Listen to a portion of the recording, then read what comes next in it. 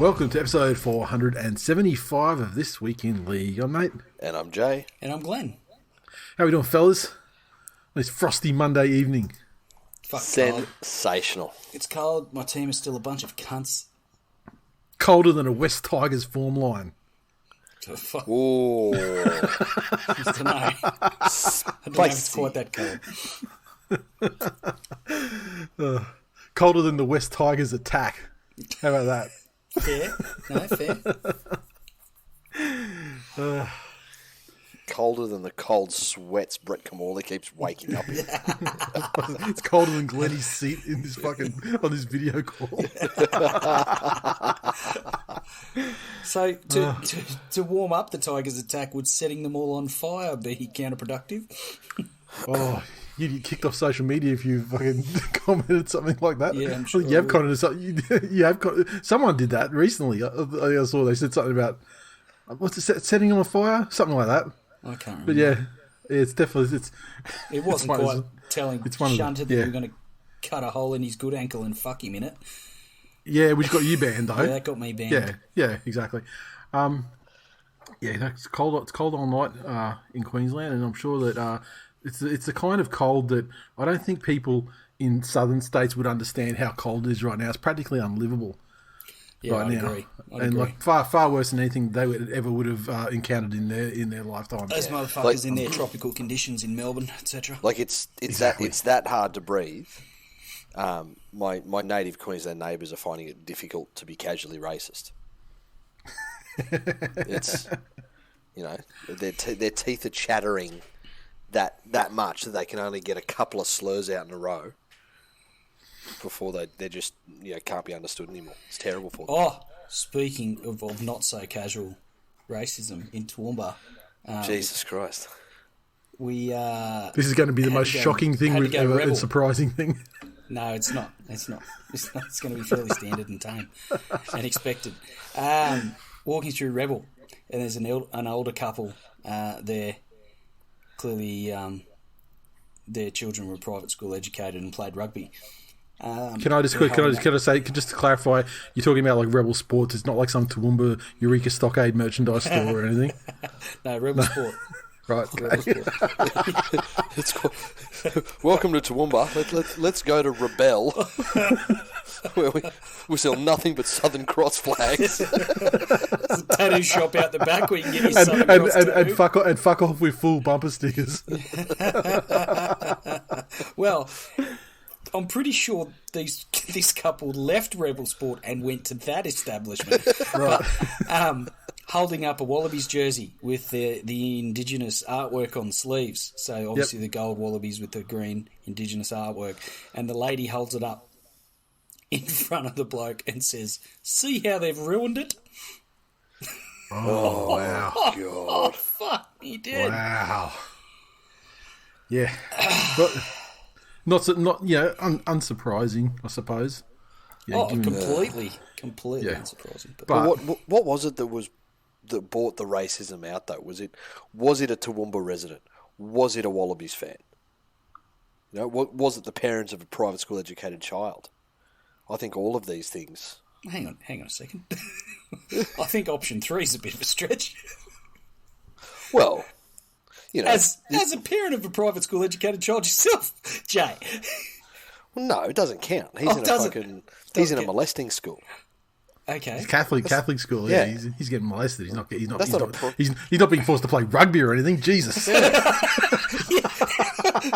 That'd be inhumane. Yeah. He's just got to do a mic check every now and then after mass. Even if it's private, that doesn't count. But it does count if they're Catholic and they play rugby. That's the worst of worst. Catholic schools are where men learn that fucking age-old thing. How the fuck do you think I learned to do a bad job of doing the dishes so I'm never asked to do it again? Leave fucking food scraps everywhere and make the cups taste like detergent the next time someone makes a tea. Never. Free and clear. So that's Catholic school, is it? I was a toothy child, Glenn. Father O'Leary didn't appreciate it. I don't know what It isn't any wonder you're so fucked up. Between Father O'Leary and having Tom Cruise as your dad, this is fucking outrageous. I'm honestly calling you Suri. I'm honestly considering sending you to the bin for 10 minutes, Glenn, for you fucking bringing up rugby. I mean, it's not a send-off offence, but like you're on report. Hang on a sec. Jay's just brought up being fucked by Father O'Leary, and there's the undertone of the fact that we should call him Suri because Tom Cruise is his dad, and I'm going to the bin. Yeah. Okay, what's hard to understand about this? I mean, I saw someone talking about it on Twitter again, like bringing up the old adage, like, rugby's the game that they play in heaven. Of course they do. That's why there's no one at the fucking ground, because God isn't real. So, anyway, let's talk about. Hang on, I didn't bring rugby up per se. I brought up an example of casual racism. Well, look, following on through the conversation that Jay started. This is what you would call back chat, mate. You are looking that you're going to be marching another 10 metres, and you are very fucking close. Lenny, we did also gloss over the fact that you said it was the Indigenous Wallabies jersey, and then said, so obviously it was the patenta with the patenta. If you'd have put a gun to my head and said, what did the Indigenous Wallabies jersey look like? I would have pulled the trigger myself. There's no way I would have fucking known. Yeah, I mean, like if racist in itself. If you ask me the question, what's the the predominant colour of Wallabies jersey, I'd be okay. Yellow. Yeah, but gold. Oh, gold. Yeah, right. Oh, fucking here we go. Like your little short shorts that you go roller skating in. Thank you for giving me the exact reaction, you predictable cunts.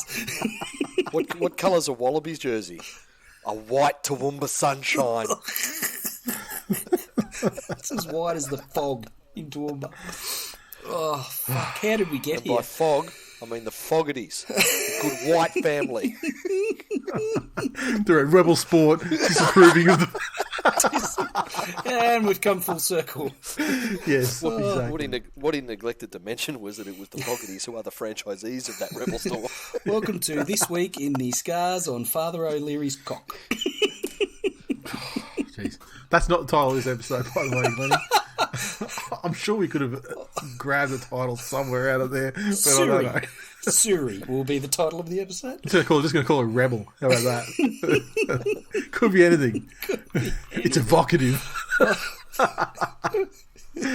Invites mystery. Okay. Fucking 12. How many? Are we 10 minutes in yet of this shit? Yeah, I'm not sure. I mean, I've been recording for 15, but we were crapping on before we started. Well, I have not been recording for 15, although you assumed that I had been. Yeah.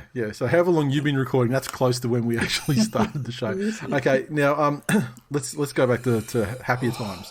Round 16 of the 2022 NRL season kicked off on Thursday night at Brookie with the mighty Manly Seagulls 36 defeating the Melbourne Storm 30. Seagulls tries double to Kohler, double to Jason Saab, Christian Tuipulotu, Morgan Harper and Hamoli also with tries. Daly 3 of 6 conversions and a penalty goal, defeating the Storm 30 tries to Nick Meaney, Brandon Smith, Nelson Sofa Solomona, a double to Pappy and Justin Olam, getting a lot of my friends' multis home at the end there. Meaney 2 conversions, Pappy 1. That's it. Floor is yours, Nate. Make it quick. Very, very happy to beat the ye olde enemy, the Melbourne Storm. Lippy cunts, it's always a great day to fucking beat them. Home or away, wherever it happens, and it's a wonderful time when it does. Fantastic to see Kohler starting to really show that potential, and in a game where there was a lot of players that were very short turnaround affected in this one. How fucking Jakey turned around and did like another 72 or 73 minutes in the middle in this game, and had to be dragged off to finally get a rest towards the end of the game. Yeah, plus a bunch of a professional athlete performance. And then you compare and contrast that with Josh Schuster, who got like about 10 minutes on at the end, and he looked absolutely fucked 5 minutes in. and my God, that guy has serious. Like, someone has to. They need to employ someone specifically just to handle him and his cardio and his weight and everything. If they're letting Foran go, and albeit you're going to get maybe one more year out of Foran, and it's going to be the Schuster show, he's got some work to do. Oh, look, like in the halves. I mean, he did have that one in during the Origin period there around game 1 or whatever. He did have that a game there at 6, and he was okay. I mean, he was looking a bit tired towards the end of the game, but he was okay because he's out of the action a little bit. He's not defending in the middle and stuff like that. Foran's had his issues with injury. When was the last time Kieran Foran looked tired?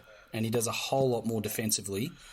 And a lot more is expected of him in attack than what Schuster's bringing to the table. Yeah, the thing is, he Foran always looks fucking tired, but he doesn't shirk his responsibilities if he is. You know what I mean? Like, he'll still get in there and suck it up and make the tackle that needs to be made, or and then fire up in the attack and try and put something on, etc. Loving the way the attack's looking at the moment. Despite not having Josh Aloiai in the side because he got knocked out when he was playing in the Pacific Tests on Saturday night. They still look pretty good in the forwards. A successful return, not as many minutes as I would have liked, but a successful return finally for Paseka, and he looked great, and I expect him to be in the side going forward at the expense of either Kepi or Marty Tapau, who, again, is proving himself to be an absolute fucking liability. What did you think of Marty Tapau's effort? Fucking outstanding. Fucking, he had 3 people on him in the tackle. I mean, trying to get your arms free for offloads and shit like that, like he did in his prime. It's like the lowest percentage play in the entire fucking NRL at the moment. You've got a couple of options. He's either going to get the ball snatched out, he's going to drop it, or he's going to throw pop an offload straight to an opposition player who's like sort of lurking in his periphery. Absolutely unfucking believable brain explosion. But being Dairy Queen though, Morgan Harper, since his return and shift over to the other side just via through the injuries and stuff, was great. He's finally showing, like, in attack he's actually dangerous. And he's making some clean breaks and tackle busts. Defensively sound. Storm didn't get anything over that side of the field, I don't think, all game. Saab was okay. It was good to see him get a couple of tries. I mean, he's a how would you, like, an ungainly fucking baby giraffe at times, like fucking all legs and arms and shit like that. But it is good to see him get some tries, and he did have to finish one of those tries off a ridiculously bad pass from Morgan Harper, and somehow managed to reel it in. All in all, the way the attack's clicking at the moment, despite some key outs, it was great. And in this game too, like, Ruben was on one leg for a fucking long time, like, through the first half, which is why Daly had to take over the goal kicking. And despite that, he still did a great job. Probably wasn't injecting as much as he would like to, but he still was fucking solid as anything. Can we talk for a minute about the big topic that came out of this one? And there were probably 2. One of them was Melbourne's form. I think that is as disjointed as I've seen a Melbourne Storm team play. It's a couple of times we've said that this year so far.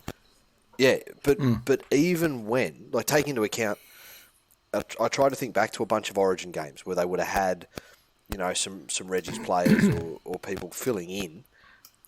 I don't ever think it was that out of sync, but more. And it's not like it's that many players either. I mean, like, they got to welcome back one of their best players, and everyone else in there was not everyone, but like most of the players there are guys you would see there week in, week out anyway. That's it. But more so than that, Manly have had a couple of weeks now where they're starting to develop a nasty Canberra-esque second half fade. And the person that you probably should be looking to lead you out of it isn't making the best time-sensitive decisions. Look, I hate What do you make of that? Oh, look, in this game, I mean, when this game was there and had to be won, I mean, Manly dominated the Storm so badly that when they start taking off players like Jakey and that they wouldn't ordinarily take off there. I'm not too concerned. I mean, like, I'll take the fucking win anyway. I get it. But there's some of the things at the end there, like that back on fucking Schuster again, although it's rarely, if ever, called, the fact that he would just be like fucking 2 meters in front of the fucking kickoff to concede a penalty offside is just one of those brainless dumb cunt things that make me say, like I said last week or the week before, not my fucking ears, not my six for next year, unless he does a lot of fucking work on his, because that's just a fitness related, tired, poor decision making, not attention to detail thing, and but then the same thing. I mean, and this happened. It wasn't just the Manly game. What other? I can't remember what other game they did. Was it Sean Johnson? No, it wouldn't have been that one because they were well up in their game. There was a game there, another close game towards the end where someone kicked it fucking dead, or it might have been the Sharks game, where like kicking it fucking dead at a key point in the game, off a kickoff, and like Daly kicked it like too close to the sideline or whatever, and the guy got over and sort of got his foot in. Why do people fucking do this? You don't just kick it down the fucking guts and set yourself and fucking make the take. You don't have like I love the idea that fucking he's trying to win every single fucking play, but there's a time for fucking that. Yeah, there's a time for that, and then there's a time like even at the end there. Like I mean, the guy is so fucking insanely hell bent on just win at all costs that at the end when I can't remember who it was who put the chip through, probably like Hughes or someone, when they put it, there was the last throw of the dice was a Storm, and they put a chip kick about 30 metres out from their own line. Daly scoops it up on the full, makes a break, gets downfield. Could have booted it dead. Could have gone kicked the field goal. Could have booted it over the sideline. Could have taken the tackle. But no, he's trying to score the fucking try and like dribbling the grubber into the in goal, like with the intent of scoring a try himself, or having like Saab come over on the side of But the end result of that is you're keeping the ball in play when you don't fucking have to, because there's zero time left on the clock. I mean, whatever happens, it stops. It's game over. And I know it was 4 tries in 4 minutes. Which is ridiculous, and it was as much about the fact that it was junk time as it was about any collapse from Manly.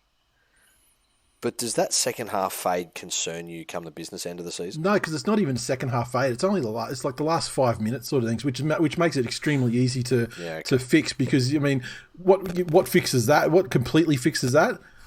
Don't fucking kick the ball where it can be touch on the full or dead off the kickoff. Josh Schuster, stay fucking onside, you dumb cunt. And that's legitimately half of the time wiped off the clock, and Storm might score once, maybe. You know what I mean? And then it turns out, then you're looking at your final scoreline about like 36-18 or something, which is a far more accurate representation of the way the game was played when it was there to be won. There you go. Nice one. On the socials, Graham, he said, Pappy is a fucking bum that can only kind of play one position. The mullet-headed clown will never play for New South Wales. Jay is a cooked cunt. Well, there you go. Who was that? That was Graham. Graham, you're the listener of the week. In fact, Graham, what are you doing on Mondays and Wednesdays? I tell you, I have never received that sort of fucking hate for being a fan. That's like that's got to be one of the first hate mails, like just ever, just running straight off the back fence. It's fucking great. I didn't know that there were Pappy haters out there. Fuck yeah, Graham. I felt like, I mean, there you go. He plays for the Storm, and I don't hate the guy. I reckon he's great. Glenn and Graham hating Pappy.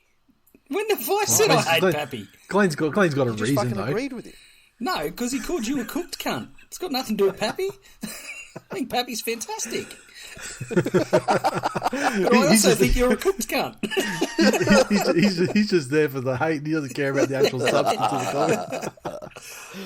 Ben, he said, is there a player who's been more maligned by his own fans like Harper has? Even the world's greatest podcast host was absolutely harassing him on a weekly basis. And that was called for Glennie, by the way. Post the Talakai game, Harper has been Thanks close for the to the mate. top 5 centres in the game. There you go. I think that I would think that you probably overstay. Like, I mean, we could probably sit here and do the math on the centres in the game that are going well at the moment, and I don't think he'd be a top 5. Also, it's not like post the Talakai game. He had the Talakai game, and then he had a couple of games in Reggie's. I took that as a Noffa job, as in he's a top 5 centre. Yeah. I mean, that's probably more accurate. But, I mean, yeah, he has been playing well for probably the last, 3 weeks, and there were a couple of games there, like game against the Tigers, where he made I can't remember who he played before the Tigers, where he made a ridiculous try-saving tackle, like hold up in goal. And then there was one against Star-Lord against the Tigers that he should have no right to make. Right. And so he's most definitely improved over the last, 3-4 weeks. But let's fucking cool the Jets on the top 5 business. And our mate One-Eyed Tiger said Storms are getting flat-track bullied in a milestone game. There you go. Oh, yeah, it was Cheese's milestone, wasn't it? It was. Suck it, cum top. There you go. On to the next one. The Newcastle Knights in the pub slot game, 38 defeat the Gold Coast Titans 12. In Newcastle, back on track with a hat-trick to Dom Young and 5 tries to Edric Lee. Sexy Texy 2 conversions. Milford got 1. The Titans 12 tries through to Brimson and Marzu, and Asako 2 goals. Jesus Christ, Gold Coast. Yeah. How... I think this game might be the most glaring example yet of just how bad the Titans are travelling. And I think part of that is the decision to let Fogarty go and go all in on Sexton in the halves might just be the decision that Holbrook can't survive. I think they've thrown young Sexton in there. I don't disagree with Brimson at 6 when he plays there when Campbell's fit, but I think the steady head of a guy like Fogarty would hold the Titans in far better stead than where they're at the minute. Well, yeah, because it's not like a matter of just going all in on Sexton as being the problem, but going all in on Sexton when they don't have a fucking settled 5'8" in the side. It's unforgivable. And I mean, like Brimson played, I remember his first touch when he played in 6. I mean, you got a try or set one up, whatever with it.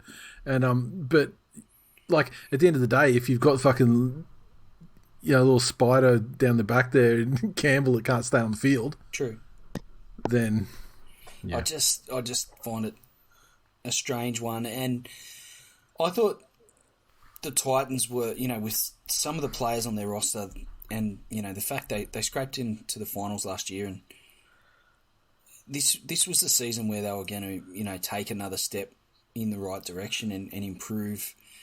And they've gone, you can't go any further backwards than where they're at the moment. Yeah. For the Knights, I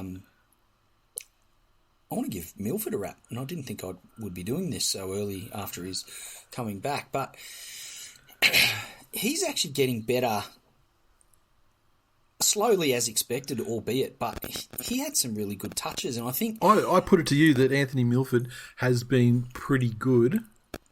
He's gotten better each appearance, but I put it to you that he's been pretty good straight from the jump for the Knights.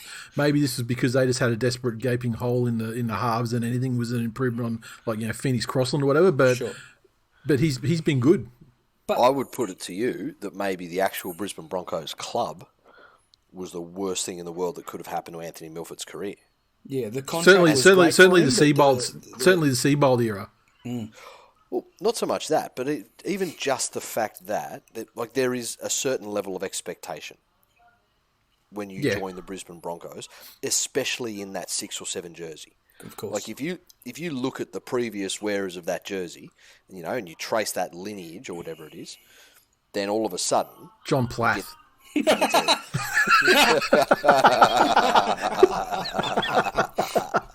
Oh fuck! I'm going to choke. Who? It's like the inbred cousin of syphilis. Royal. Oh fuck! I know what you're saying, though, but I mean, he did kind of meet or exceed that expectation, and should have got the Clive Churchill Medal in 2015 in the grand final. I mean, I think it's more the end of that. It's like the legacy killing was the end of that time, which is when we had brain genius, the Harvard educated Anthony Seabold at the helm. Jesus. But now when he's in a situation where, like, all those fans want for him to be an absolute fucking darling in that town. Yeah. All he needs to do is go out there and try his guts out. Mm. And that's what he's doing, and that's what fans are responding to. And I think that's a match made in heaven. And I think there's signs... Sorry, go. So go ahead, Glennie. Sorry. I think the sign that he's actually fully invested is that his fitness seems to be getting better as well, which you could say during the end of his time at the Broncos, you wouldn't say he was getting fitter. You would say he was going backwards there. And I think in a short space of time at the Knights, as evidenced by the fact that he's running deep into the line before he's passing the ball, and he's also taking the line on, which is a good sign that he's fully invested and getting fitter, and it shows in his performances. And I'll say as well that, like, you know, this might be the fuck the Broncos in me, but I'm here for like a Benji-esque Milford revival. Well, and that was going to be my next point. Maybe he's had his Benji Marshall moment, where he was, you know, due for a resurgence at Souths, and then that was taken away from him, and maybe a little while understanding what he might have to do if he doesn't play footy. Yeah, smarten him up a bit. So. Yeah, maybe. The Knights are. I mean, it's hard to know, to assess a lot of the Knights stuff, given that the way the Titans were just fucking, you know, pathetic. It was. But Clemmer and the Saifidis actually, you know, performed pretty well. I don't know if it was their best performance as a unit in the season, but I'd have to say it'd be close. Yeah. I mean, they both got bulk meters and looked good. Yep. Terry on the socials said, "This is disgraceful that the Knights have scored 5 tries in one half against the Titans. It is also disgraceful that the Knights have only scored 5 tries in one half against the Titans." Brendan said, "I know they're only playing the Titans, but it's clear the Knights are better without Ponga. Bet the fans are happy about that contract." Look, I told you. It's an interesting one, isn't it? That's the hill I've been fucking prepared to die on for quite some time now. And Sexy Texy, do they fire up when he's in the side or what? So what do the Knights do here? They've committed all these millions of fucking dollars to Ponga, who, you know, is a representative quality fullback. Do you pull the old, you know, well, if he's our most expensive player, he should have the ball in his hands more and put him in the halves? Is he a 6? Not defensively. Not defensively. Yeah. This is the thing. Like, we've seen in State of Origin that behind a dominant pack and with, you know, some quality halves and hooker, he is a dangerous fucking person chiming in attack. I mean, he's not like fucking Teddy or Tommy Turbo or something. But I mean, that first Origin game was won off the back of 2 passes that he put on. You know, for tries. Oh no, I get it. Like, he's a representative quality player. However, you couldn't defend. You couldn't put him in like 6 to defend either, because he would have instead of the occasional guy tackling him after a bomb, or the guy tackling him in goal after a grubber or something like that for a repeat set. Instead of that, or the guy, you know, absolutely destroying him on the way to scoring a try because he's broken the line and Pong is the last guy in defence. Yeah. Instead of that, sets where 4 out of 6 tackles are run at him. But yeah, he's going to be having like your Hamoli Olakawatu's just fucking running at him all game. You know, is my memory fucked up here? Do you remember his Origin debut? Yeah, where they played him at 14, and he played a good fucking chunk of the game in the middle. I have this memory of sitting there watching him going, "Holy shit, this kid's tough." Like, he is tough. Is that rose-coloured glasses on that? No, that was pre-10 concussions. That was pre you having a stroke and having to give up Class A narcotics. Yeah, okay, fair enough.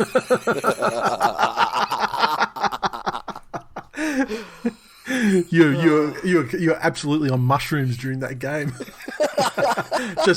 I'm just guessing because of the weird alternate dimension that you seem to see.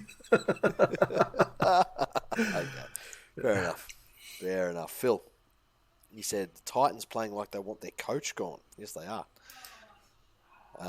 Shane. This was the first one where I thought, because remember they've said it the last like 3 weeks or something, and the Titans have always sort of been losing the game, pretty comfortably, but then scored some junk time and sort of got it a little bit more respectable, like that Souths game, I think, which was like 30-16 or whatever. This is the first one in a while where they've been just complete capitulation. That's it. Shane, he said, Sexy Texy may be the golden ticket to winning for the Knights, but his goal kicking was like a prop who was given a kick in his last game. That is unfortunate. Look, he literally set up 8 tries. Single-handedly. I mean, the plus minus on Sexy Texy is extremely high in his favour. Like, he can't be Ryan Girdler, put it that way. Well, but he could be. Just give him enough time. Just let him work in first grade. Let him get his kicks in. Yeah, good. You done with the socials? Done. All right, the second Friday game, the Panthers 26 defeat the Roosters 18 in Penrith. The Panthers 26 came through tries to To'o, Kikau, Targo and Appy, 4 conversions and a penalty goal for Cleary. The Roosters 18 tries to Walker, Takeaho and Verrills, with Walker 3 conversions from as many attempts. Go, Jay. Go, Jay. Roosters came into this one obviously having done their work. They had a game plan to really get up and be physical and aggressive with Penrith, and just like the last time they played, the Roosters hung in with them and really went set for set with them for a long time. And this time, they did it again, and they did it for a much longer period of time, almost the entire game. So, and the Roosters seem to have set the only successful game plan to actually almost worry the Penrith Panthers, and that's play them the week after every player was playing representative football and had a short turnaround. So congratulations to the Roosters for figuring that one out. Robbo, you're a fucking master coach. I'm glad that fucking coach whisperer charges you so much. So I'm sure your money's worth there. But I'm not unhappy with the way this game went through. Penrith were in their groove. They got down. They went through their sets. They were pro, and they were probably a little bit sloppier with the ball in hand than they would have liked to have been. And by half time, they looked as tired as I've seen them look this season, which again is understandable, just with so many of them playing in that high quality rep round and backing up so soon afterwards. But for them to actually get into a situation where the Roosters were leading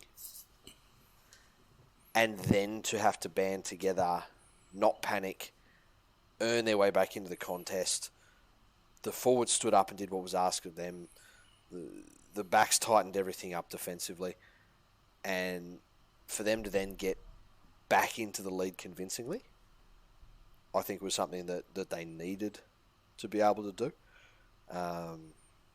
And there were a couple of moments in the game, like when Kikau had his charge down and there was nobody around and he just got an unfriendly bounce and thing. That was a try that went begging. There were a couple of others that they murdered, but to the Roosters, I think they've almost resigned themselves to the fact that they're not going to have Keary moving forward. Yeah. And their halves combination, week on week, are starting to run better together. They're starting to involve each other more. And they're doing that dangerous thing where once the ball sets off one way on the field, it's not determined it'll keep going there. And those teams that can change direction easily and have a shape already set up to come back at you on an angle are extremely fucking dangerous. And they're getting better at that week on week. I'm not sure I'm looking at the Roosters yet and going, oh, they're a danger or they're a contender come year's end. But just based on the fact that their coaching staff can set them up for almost any encounter. Like, again, it was obvious they'd done their work on Penrith and they went there with a game plan to really try and put pressure on their key players. But it was a much improved effort from the Roosters since the last time they played Penrith. Well said. Anything to add there, Glennie? No, I pretty much just to agree with Jay, to be quite honest. I thought the Roosters were pretty gritty and they were well coached in and executed their game plan that they clearly had put a lot of time and thought into as to how to find a way to beat Penrith. But Penrith had, as Jay said, Penrith had a lot of players backing up, and quite often sides will have that, and they come away from the game using that as an excuse as to why they didn't play well and why they lost the game. Look, again, though, in the spirit of fairness, the Roosters had 7 backing up. True. So it wasn't exclusively a Penrith issue. No, but I still think, and you've spoken at length over the last couple of years about Penrith's patience, and it's one thing to be patient to find your way into the game and assert your dominance and control over the course of a match. But to go behind pretty deep into the second half and still have the composure and that word again, patience, to not rush, not panic, and again, find a way to take control of the match back and close it out is a sign that, unfortunately, the fucking rest of the comp's playing in Penrith's shadow at the minute. Lovely. Matt, he said it's a bit moist out here. Nothing to do with the weather. It's just hot shit watching the lads manhandle these eastern suburbs cucks. Alistair said, can anyone hear that fuckwit in the crowd with the trumpet? Probably also improvised a way to smoke ice out of it, considering it's most likely a Penrith fan. There you go. He probably did too. That's a lot of Philip. ice. It's a lot of fan. Western Sydney, the home of rugby league. Nathan, he said, Roosters probably would have won if they had a long kicking game. Yeah, that's it. The game was only close because Penrith bombed 2 tries. Robert, he said, that's what you get when you sign Matt Lodge. Season over, which was a continuing theme for Josh, who said the hashtag Lodge Karma. Is that all for the socials? Yep. There we are. The Sharkies 18 defeated the Dogs 6 at Combank Stadium. In terrible conditions.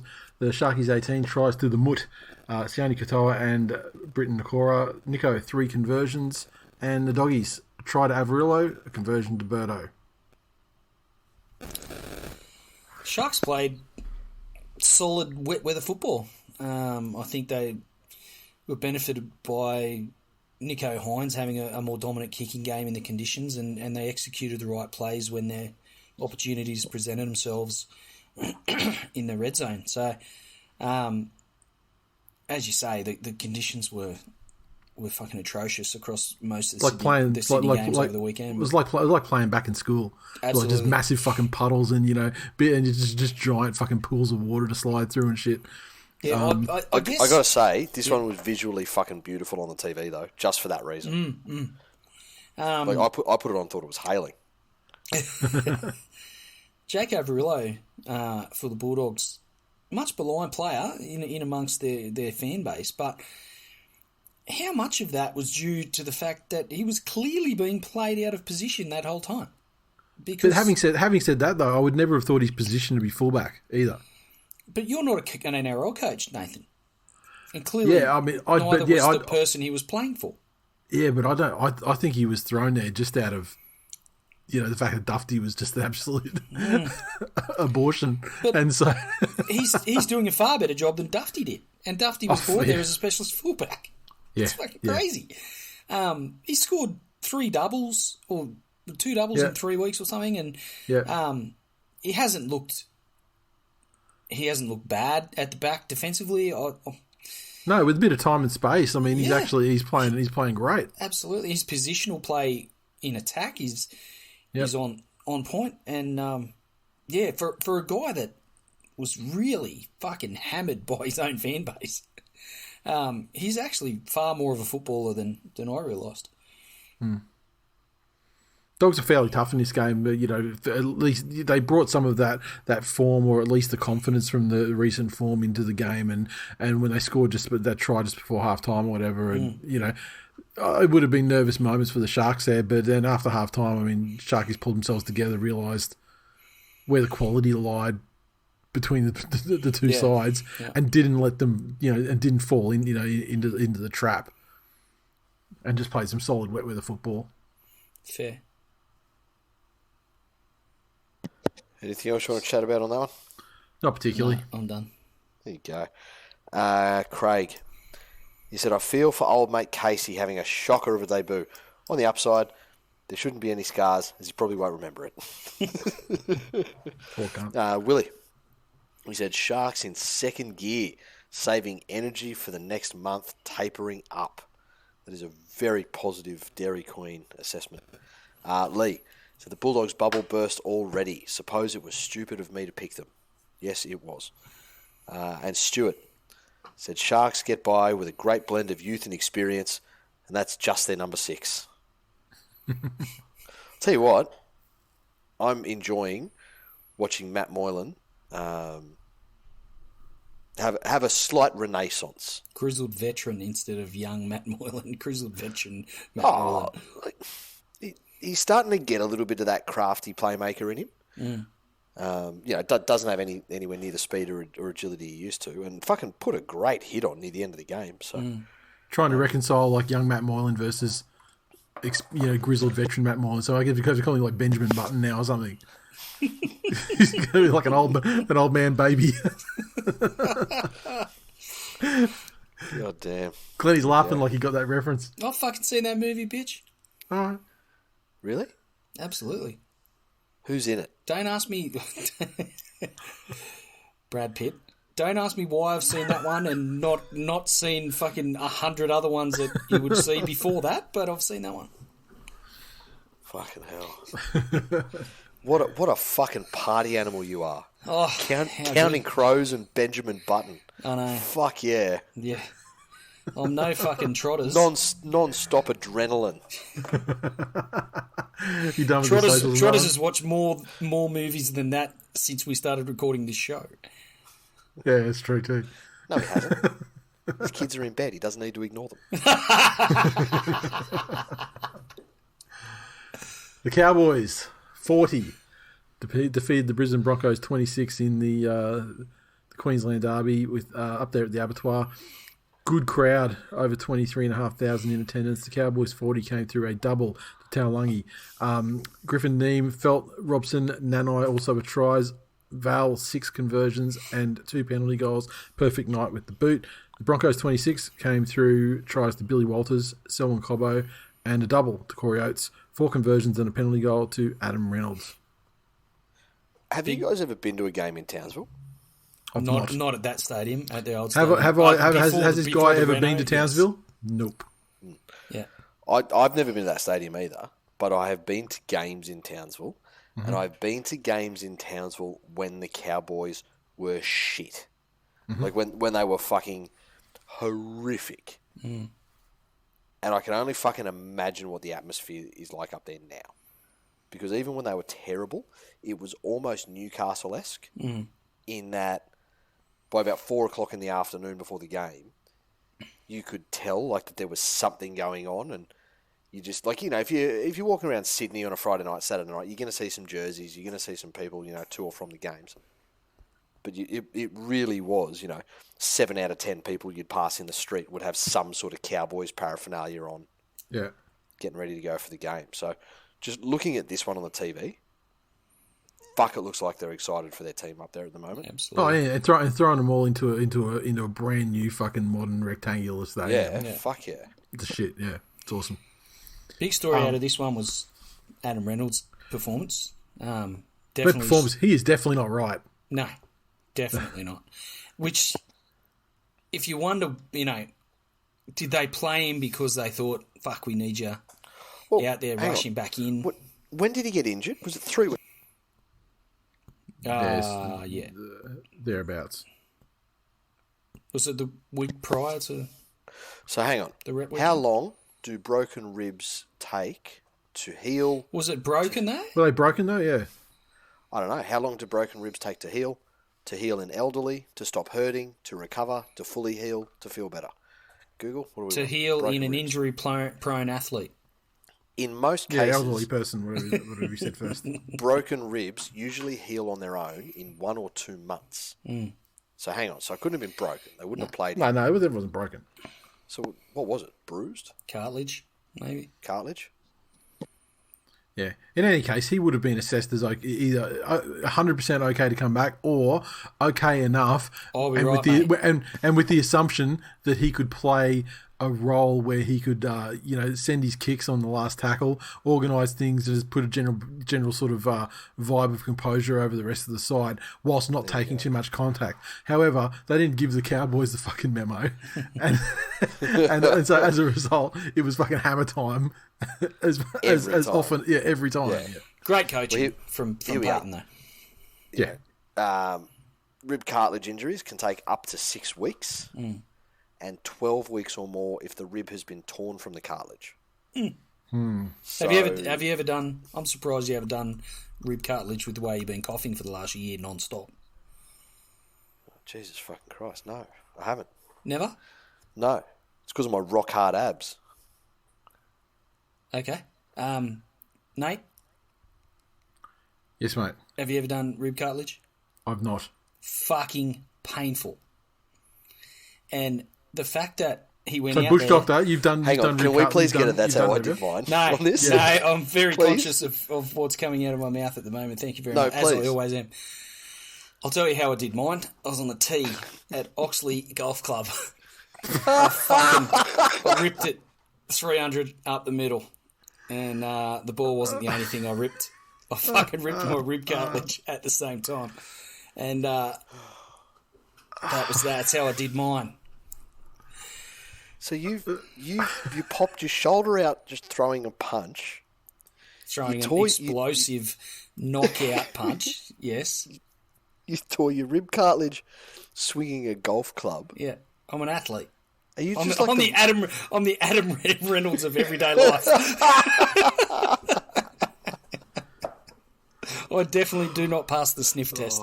I think the Cowboys have prided themselves on their defence all season, and rightfully so, but there was a bit for them to work on out of this game.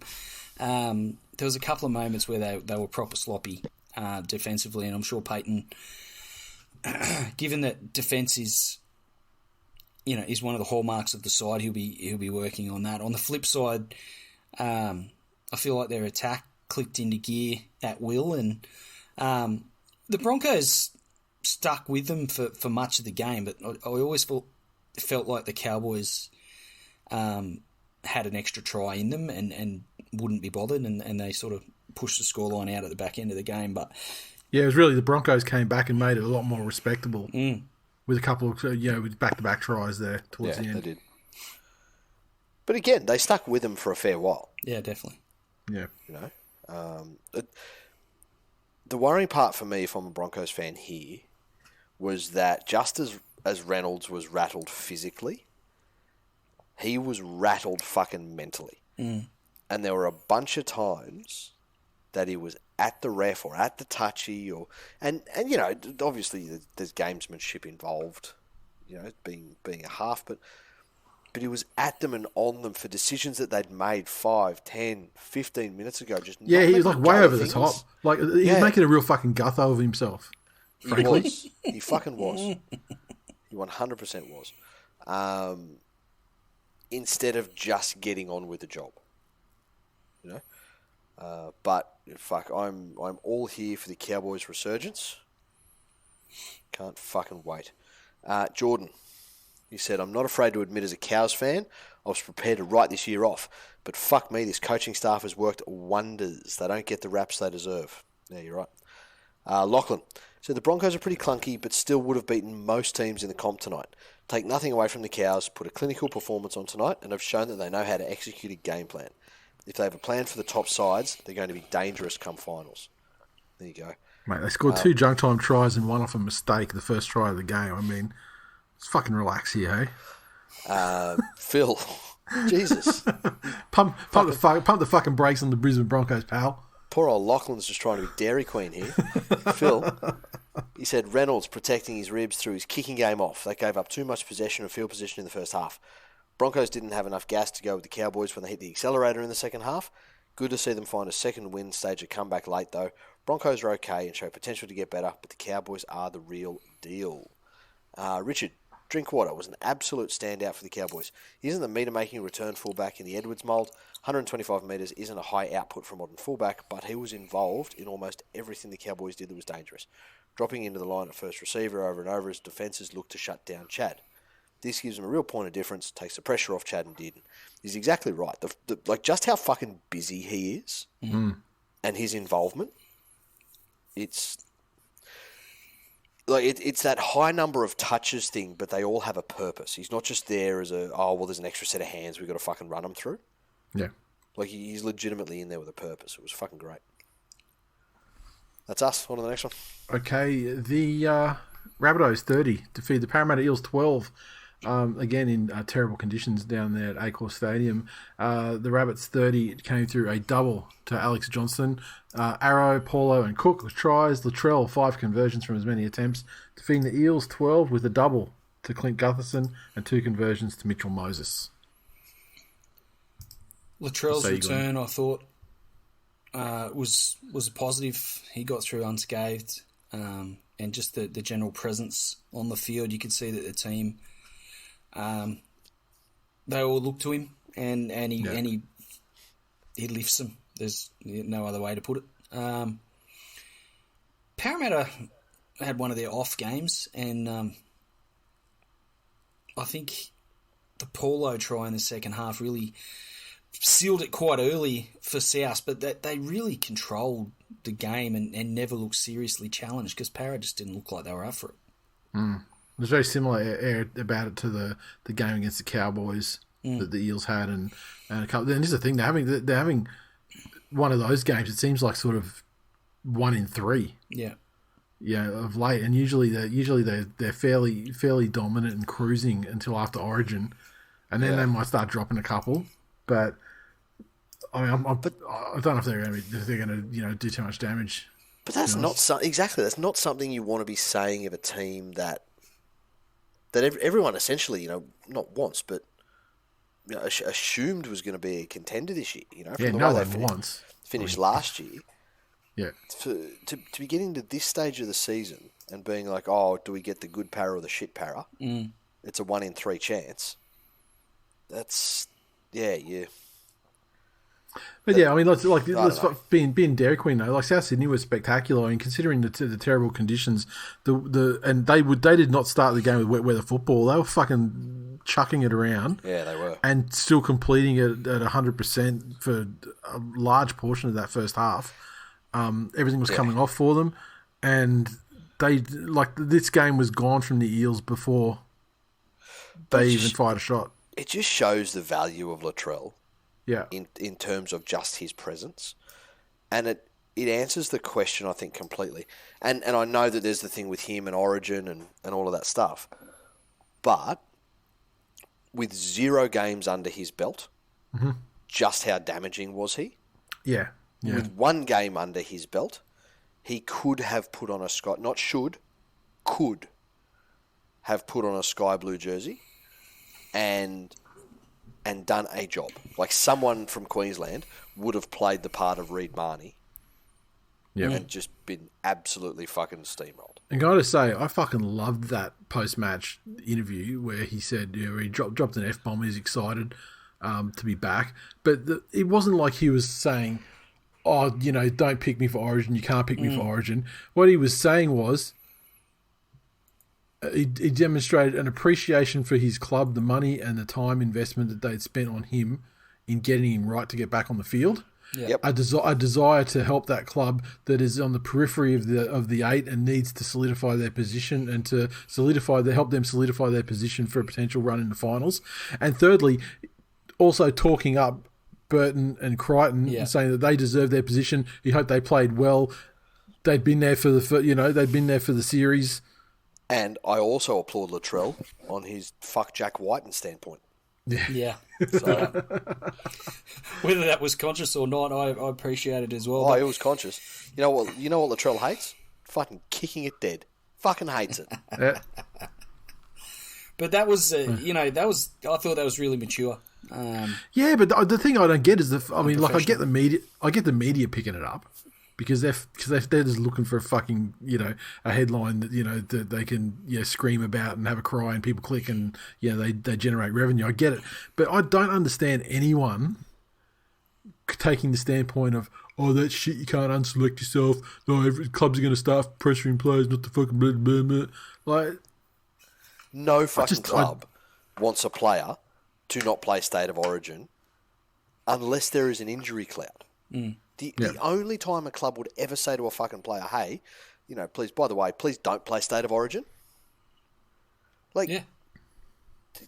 For fuck's sake, we go on and on about how the entirety of rugby league teams are essentially jobs for the boys, for old players or mates of players anyway.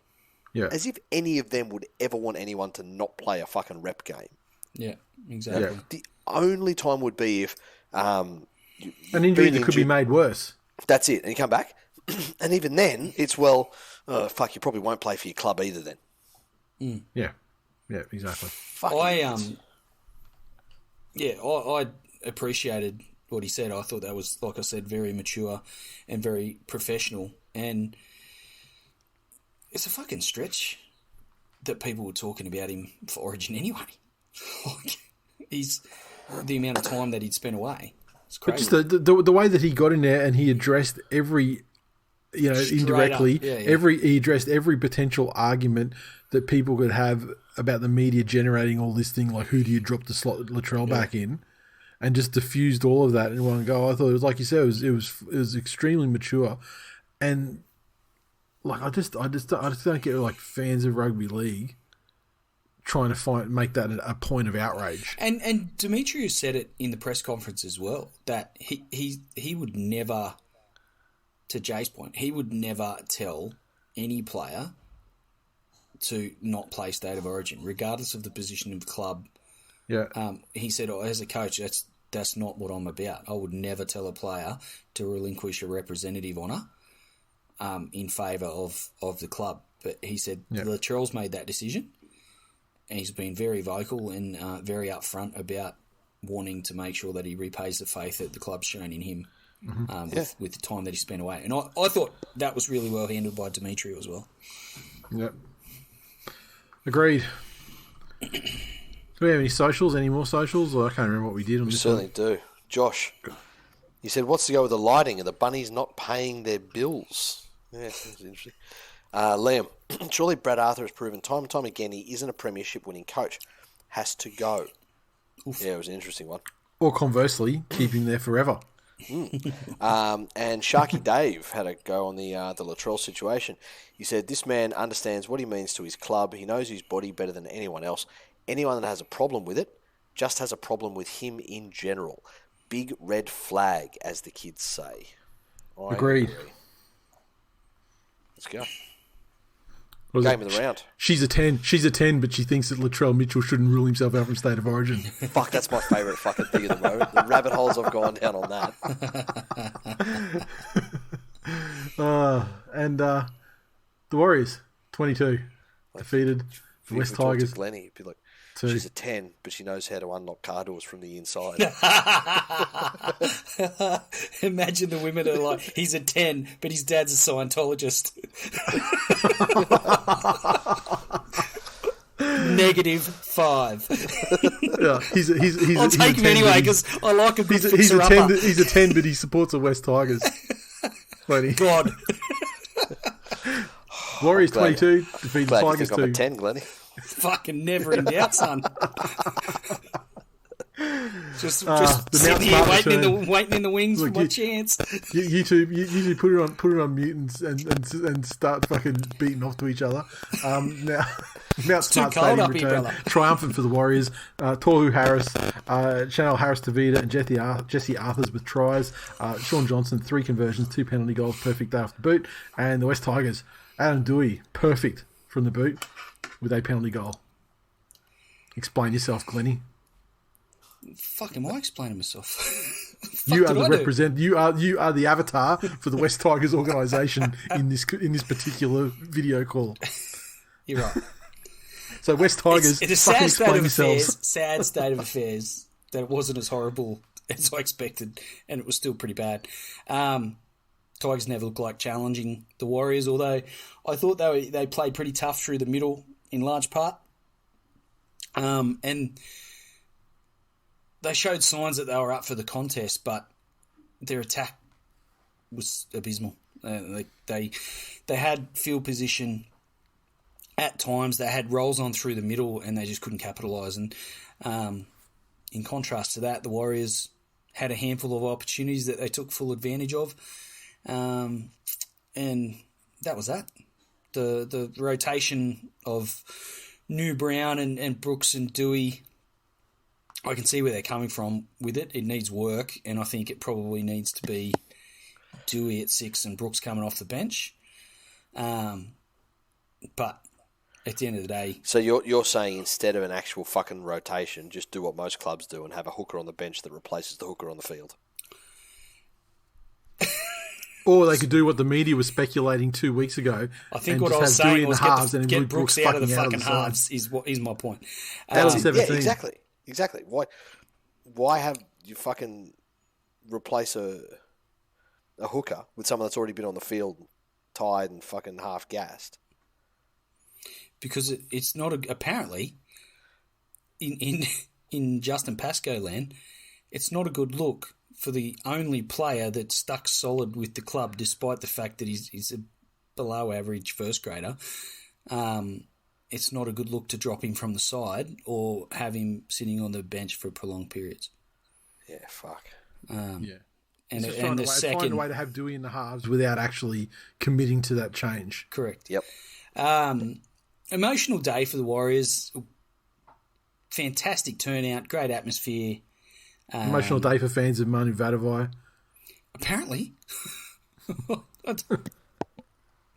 That's a strange hill to die on that one. Probably one of the least subscribed to causes in terms of hashtag free somebody. Numbers of that one would be fairly limited, if I'm honest. Yeah. They hold their fucking meetups in a phone booth. But that walkout for the Warriors to as they come onto the field that's a moment, and it epitomised what the Warriors, their players and being away from their families and the sacrifice which we've spoken about previously on the show that they've all signed up for willingly for the sake of the game. And it was good to see the New Zealanders. I'm pretty sure it's going to be another international scaffold day now. The Warriors are back home, and Ardern will declare it a public holiday, and it's going to be great. But fuck the Warriors anyway. And fuck the Tigers more than fuck the Warriors, because they're a pack of cunts. I could not be fucking happier with the turnout for this game, with the vibe in the crowd, and the fact that the Warriors put in a gutsy performance for them. I think that was close to the best 80 minutes I've seen that team play all year. And it wasn't pretty at all, but it was just committed. Exactly. That's it. And the Warriors are not in the upper echelon of anything by any metric. And it's things, they play their sets and their shapes are all stagnant and they're standing still and no one's in motion and no one's already moving when they receive the ball. And there's a whole bunch of these really little things that make the difference between great teams and teams just going through the motions. But they seem to be in a position where at least they're united. Yep. And I think that's a difference between them at the moment and teams like the Tigers, the Titans, for one. The Tigers don't seem to have any sort of unity, as in there's no one gelling them together, and say what you like about them, but Sean Johnson and definitely fucking Tohu Harris are in there bringing that team together at every important moment on the field. To if not chat through things, just be one group and move through the situation. But both of them had some fairly poor fifth tackle options. The Tigers more so than the Warriors, to the fact where there were stages in that game where the Tigers were just fucking rolling up the field. Like if you just looked at the first 3 or 4 tackles in a set, they were so fucking dominant. You'd wonder how they didn't win by 30. But then all of a sudden, the last 2 tackles let them down. There was absolutely nothing there. So,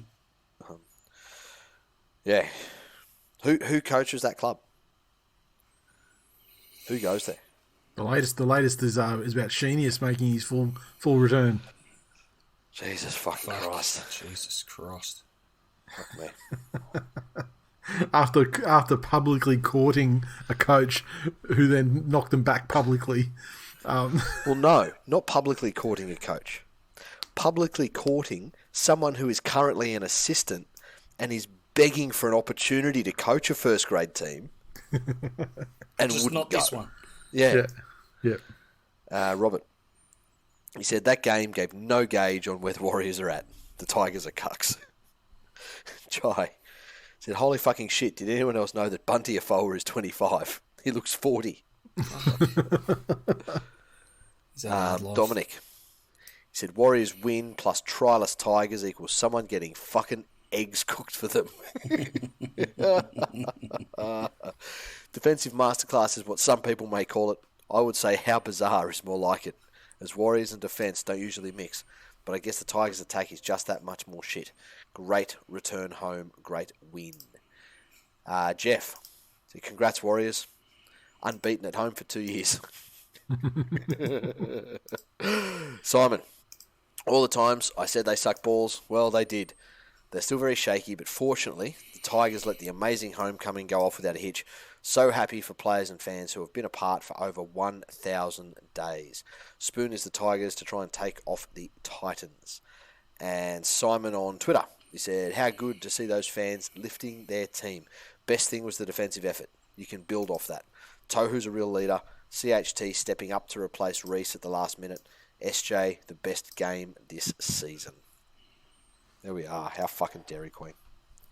And finally, the St. George Illawarra Dragons 12 defeated the Canberra Raiders 10 on Steelers old boy, or Steelers, the first time they've acknowledged the Steelers, I think, in the history of their joint venture.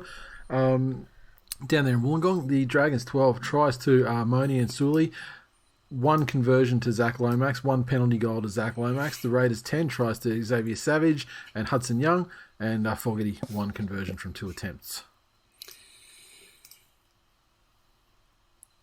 Xavier Savage, you can see that he's growing in confidence, and whilst he's had some moments there where he's hesitated, which you can't afford to do in his position in the NRL, in other games, and it's a sign of a young player. But he that try that he scored, he backed himself without hesitation, and it was a sign that his confidence and the support that he's obviously getting from Ricky is paying dividends. And it sounds strange to say, but I back Ricky to get the best out of him. He's shown an indication that he's willing to protect the kid, in some cases from himself, but certainly from the media expectation. And it's one of the first things I think I've seen Ricky do. I go, fuck yeah, I'm actually 100% behind that. Yeah, I see what you're thinking. I can see what you're doing, and you're doing. Yep. It's actually something you're doing right. Yeah, that's it. I agree.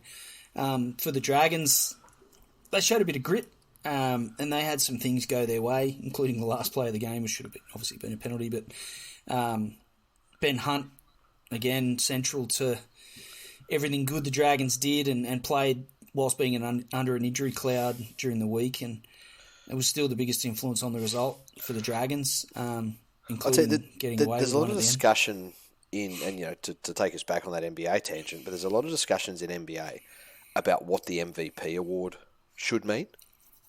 So MVP's most valuable player, and it's gone from being we get the best team, and so the best player on the best team is the most valuable player, which is what it typically was, to now essentially being which player is the most valuable for their team.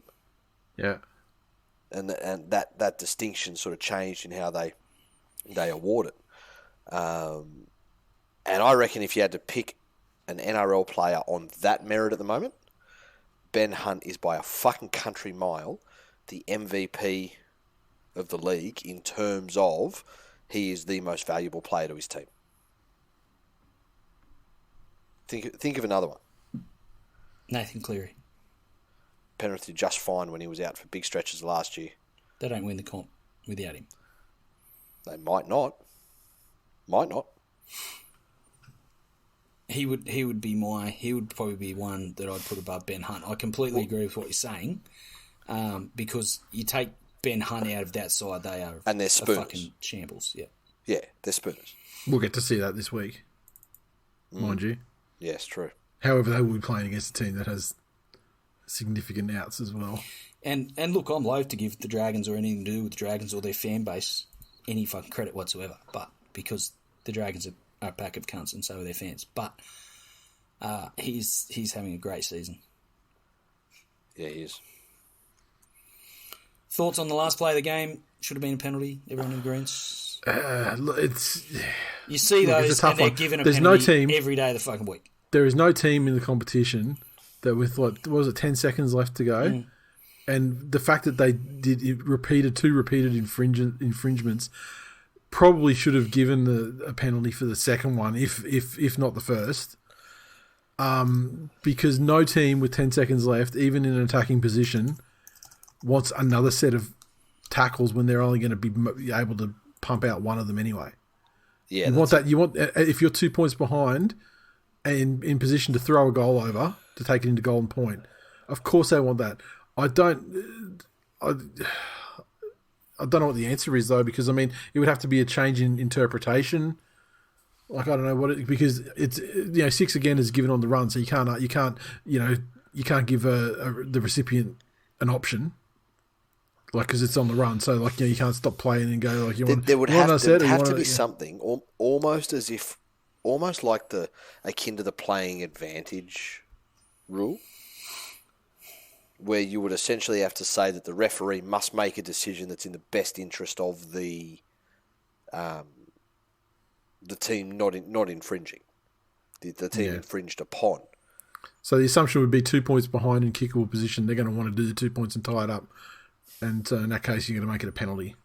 That's it. Yeah. And you would set that expectation that within, and you might even say that within the last 2 minutes of a game,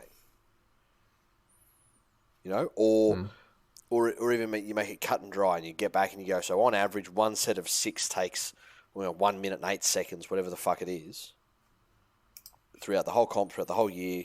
It's this. So if it's less than a minute on the clock, then 6 again doesn't occur and it's automatic penalties because the team will not be able to take advantage of their 6 again. There just has to be some little fucking footnote put in there to leave no interpretation on it. You're still going to get those ones 2 minutes out, 3 minutes out, all of that stuff. The other option, instead of having to make 1,000 rules to paper over the other rule, you could always just fuck off the 6 again as well. And just give cunts a penalty. Why? and then they can kick downfield, they can kick the goal, they can do what the fuck they want. So we can go back to 2014 and the Des Hasler coached fucking Canterbury Bankstown Bulldogs with James Graham take fucking 1-out hit-ups. What a fucking great brand of sport that was. Fuck yes, let's go back to that. Well, I mean, they need to fix it though, because it's not, that sort of shit is not, not acceptable. I mean, I'm not a Canberra fan. Oh, they don't need to fix it, because the only teams that fucking get done by it are fuck teams that aren't good enough to win on their own. So, fuck them as a staff record label and as a motherfucking crew. How many other times did it fuck up a game this weekend? That's not really the point, though. It's better than meatloaf. I mean, if there's a hole, if there's a hole in the thing, then it's either either the rule's bad or it needs to be fixed. It doesn't mean it's okay. Like in any case, it's not okay. So I mean, and they can make they can make 1,000 things like if it happens in 2 minutes or 5 minutes or whatever. Is it the rule or is it that referee? Well, any referee's going to do 6 again because that's what the rule is. Well, unless you're making something to paper over the cracks that they can give a penalty if they deem it fit. So it's about the interpretation of the rule, not the rule itself. Yeah, I mean that's the thing that the people are going to do. They're going to blame the referee rather than look at the. No, they're going to blame the rule for interpretation. The room for interpretation. Socials. What do we have on that one? Do we have any Raiders fans left? I don't not much. There's no, yeah. No, Jason. I went pretty hard on the Raiders fans for a while. I don't think there's any left. It is fucking hilarious. Raiders, there's still some staunch ones. Souths we've almost done. Yeah, we get almost nothing on Souths. It's fucking hilarious. Jason said Raiders again with a low IQ play, showing they have no ability to read the state of the game. Ash, the Raiders show that you don't need to actually take the lead to choke. Hashtag Marsbars. Phil, the Raiders dummy half needed to be more aware of the situation and drop the ball when Hunt grabbed him. If there's no advantage, it reverts to a penalty. That's an interesting take, but I'm not sure that it should be up to the player to force. It reminds me of that. It reminds me of that thing that the Titans did earlier in the season. I can't remember the exact. Do you remember when they did something to purposely stop the clock so it could be reviewed and then find the thing? Yeah. That's it. And Lando said, nice to get a win. Extra taste from the saltiness of the Raiders after the end made it extra delicious. Can I also just put out there that I would like all Raiders fans whinging about that missed penalty call to also take into account the missed 8-point try that should have been awarded because fucking Rapana slid in with his fucking knees trying to skull people, as he always did, because he is a complete and utter fucking grub. So, yeah, you may have missed a 2-point penalty at the end, but, you know, you fucking kick someone in the head in the act of scoring a try, and that got missed too. So, swings and roundabouts, you whinging cunts. And at the same time, I also say that the Raiders do know that if they had got it into Golden Point, I mean, they were going into Golden Point against Ben Hunt, and so there was every opportunity that they were going to win within the first 30 seconds of that Golden Point, which is probably why they're arcing up so badly. Fantastic. Right. That's it. That's the game, boys. That's episode 475 in the bag. And as always, if you'd like to support the show, by all means, feel free to become a patron at patreon.com/TWiL Nation. And this week, of course, this morning, I think it was, uploaded a wonderful game companion for the West Tigers versus New Zealand Warriors game. And if you want to hear what depression personified, get that one. And listen to Glennie as you hear that's just silly, Nathan. As you hear the distinctive splash and sizzle of the toaster hitting the bath.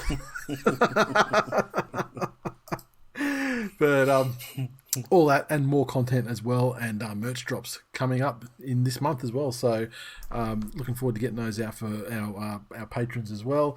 And I don't really have anything else to report, fellas. Got anything for me? I'm done. You're done. You're done, are you? All right. I'm done. All right. We'll go and get in front of the fireplace, Glennie, up there in Toowoomba. I'm going to go to fucking bed. Oh, party at Glenn's place. Tremendous. He's going to fucking go. He's going to throw on Benjamin Button and drift off to the sweet sounds of Counting Crows. Oh, what a night. Stop it. Treat his body like an amusement park. There's a fucking House of Horrors in here. All right, boys. I will be talking to you again on Wednesday as we look forward to talk about the Origin team selections and look forward to the final bye-riddled round. I think is the final. I think this one will be the last Origin-affected round. I think so. Yeah. And everyone will be back regardless of the following week. So we will talk to you then. Cool. Fantastic. See you, boys. See you, boys.